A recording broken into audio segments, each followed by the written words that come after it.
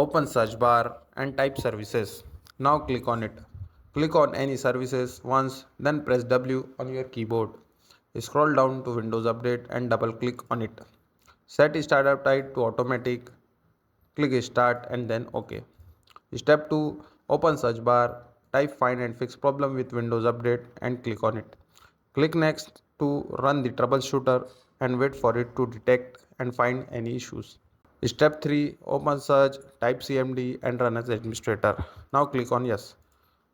Type SFC scan now command and press enter. Wait for the scan to take finish.